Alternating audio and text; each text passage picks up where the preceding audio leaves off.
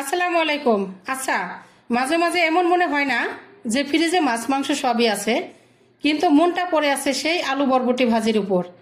আজকে রুকসানার রান্নার গল্পতে আমি সেই রাজকীয় ভাজিটাই করে দেখাবো। আর এর সাথে যদি থাকে একটা কাঁচামরিচ, ব্যাস আপনার প্লেটের ভাত যে কই যাবে আপনি নিজেও খুঁজে পাবেন না। চলুন শুরু করি আজকের এই ঝটপট আলু বরবটির রাজকীয় ভাজি। আমি লোহার কড়াই নিয়েছি, এখন তেল দিয়ে দিলাম, একটু বেশি তেল লাগে ভাজিতে। এখন দিয়ে দিলাম 2টা শুকনা মরিচ টুকরো করে।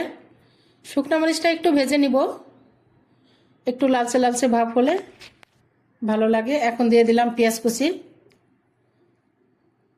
দিয়ে দিলাম কাঁচামরিচ ফালি করা। এখন আমি পেঁয়াজটাকে একটু ভেজে নরম করে নিচ্ছি। এখন দিয়ে দিলাম বরবটি। এখন দেখুন এখানে দুই কালারের বরবটি, দেখতে কিন্তু মাশাআল্লাহ অসাধারণ লাগছে, অনেক সুন্দর লাগতেছে।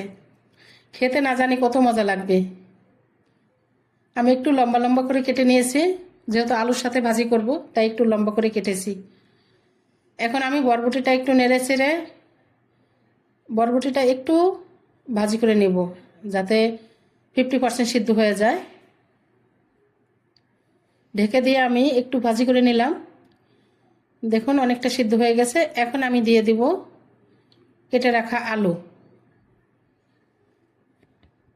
আলু দিয়ে দিচ্ছি, কারণ নতুন আলু সিদ্ধ হতে সময় লাগে না, সেক্ষেত্রে এই জন্য আমি আগে একটু রান্না করে নিলাম বরবটি।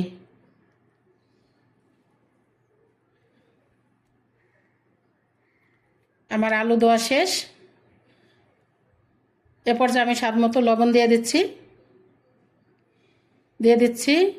1 চা চামচের একটু কম ধনিয়ার গুঁড়া আর 1/2 চা চামচ হলুদের গুঁড়া। আলু ভাজিটা কিন্তু সব কিছুর সাথেই মজা লাগে। আলু ভাজিটার সাথে শুধু হলুদের গুঁড়া দিয়ে ভাজি করলেও কিন্তু অনেক মজা লাগে খেতে। আর সেক্ষেত্রে একটু ধনিয়ার গুঁড়া দিলাম, ভালো লাগবে। আমি আর কোনো মশলা দেইনি। এখন ঢেকে রান্না করে নিচ্ছি। মাঝে মধ্যে উল্টে পাল্টে নেড়ে দিতে হবে। আলু ভাজি কিন্তু এরকম একটা ভাজি রুটি পরাটা বা গরম ভাতের সাথে খেতে কিন্তু মাশাআল্লাহ অসাধারণ লাগে। অনেক সুন্দর একটা বরবটি প্লাস আলু মিশ্রিত একটা সুন্দর ঘ্রাণ আসছে। এখন আমি দিয়ে দিলাম কিছু ধনিয়া পাতা, দিয়ে একটু নেড়ে ছেড়ে দিব।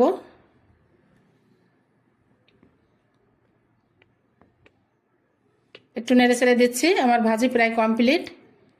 দেখুন অনেক সুন্দর হয়েছে, আস্তে আস্তে আছে কিন্তু সিদ্ধ হয়ে গেছে, একটা জুসি জুসি ভাব দেখা যাচ্ছে। এখন আমি পরিবেশন করে নিচ্ছি। দেখতেই কিন্তু মনে হচ্ছে যে একটা জুসি জুসি ভাব ভাজিটার মধ্যে। আপনার খেতে অনেক মজা লাগবে, এভাবে ট্রাই করে দেখতে পারেন।